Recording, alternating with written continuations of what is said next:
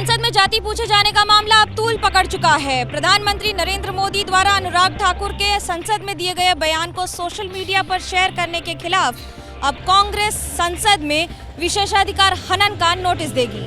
जिसकी जात का पता नहीं वो गन्ना की बात करता है। अनुराग ठाकुर जी ने मुझे इंसल्ट किया है। कल जो लोकसभा में हुआ उसकी गूंज आज भी संसद के भीतर और बाहर दोनों जगह सुनाई दी। बीजेपी सांसद अनुराग ठाकुर का ये बयान प्रधानमंत्री मोदी ने अपने सोशल मीडिया प्लेटफॉर्म पर शेयर किया, जिससे कांग्रेस भड़क गई। कांग्रेस ने तय किया है कि पीएम मोदी के खिलाफ विशेषाधिकार हनन का नोटिस दिया जाएगा। इससे पहले आज इस मुद्दे पर लोकसभा में फिर से हंगामा हुआ। कांग्रेस ने अनुराग ठाकुर से माफी मांगने और पीएम के सदन में आने की मांग की।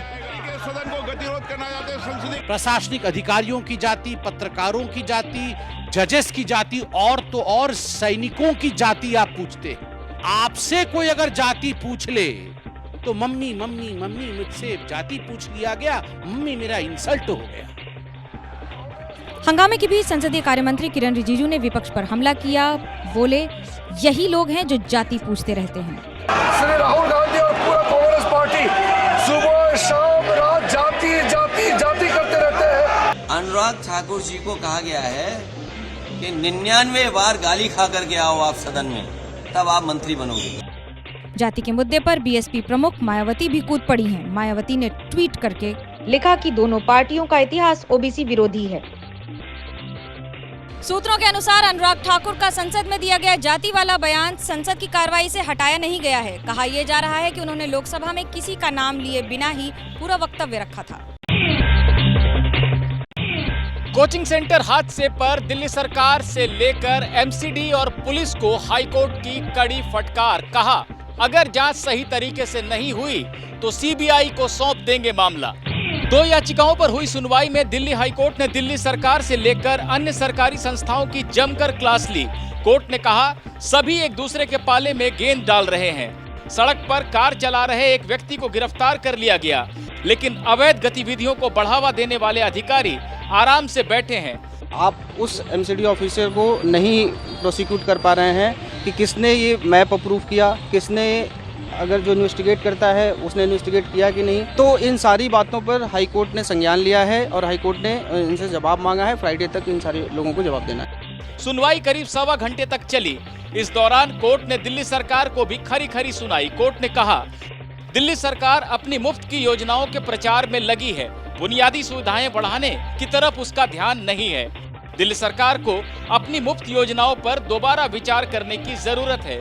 जिन्होंने बेसमेंट बनाने की इजाजत दी उन पर कार्रवाई क्यों नहीं हुई?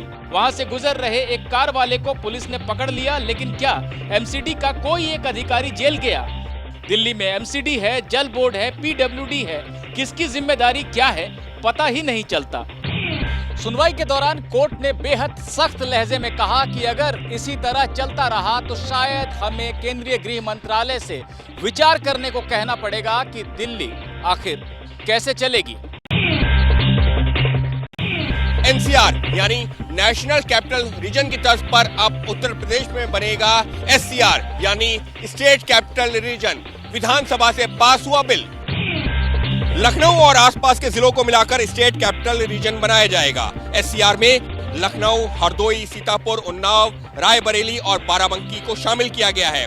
इन जिलों की 27,826 वर्ग किलोमीटर जमीन को एससीआर में शामिल किया गया है। स्टेट कैपिटल रीजन का मुख्यालय लखनऊ में होगा। सीएम योगी एससीआर अथॉरिटी के प्रमुख होंगे। राजधानी लखनऊ में बढ़ती आबादी का बोझ कम करने के लिए एससीआर में शामिल जिलों के बीच कनेक्टिविटी बढ़ाई जाएगी। एससीआर में ट्रैफिक सिस्टम को अपग्रेड किया जाएगा। स्टेट कैपिटल रीजन अथॉरिटी में मुख्य सचिव, विभागीय अपर मुख्य सचिव, विभागीय सचिव, अपर मुख्य सचिव, महत्वपूर्ण विभागों के सचिव सदस्य होंगे। सभी 6 जिलों के डीएम और विकास प्राधिकरण के उपाध्यक्ष भी अथॉरिटी के सदस्य होंगे। केंद्र सरकार और रक्षा मंत्रालय के अधिकारी भी स्टेट कैपिटल रीजन अथॉरिटी के सदस्य होंगे। State capital region authority Lucknow और आसपास के जिलों के शहरीकरण को ध्यान में रखते हुए ढांचा तैयार करेगी। इसके साथ ही ये अथॉरिटी अगले 50 साल की जरूरतों को ध्यान में रखते हुए मास्टर प्लान भी तैयार करेगी।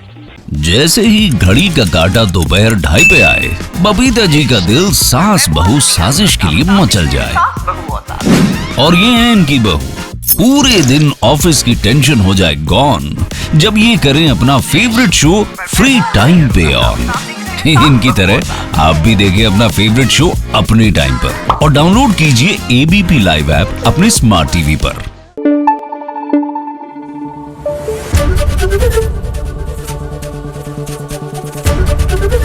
एबीपी न्यूज आपको रखे आगे।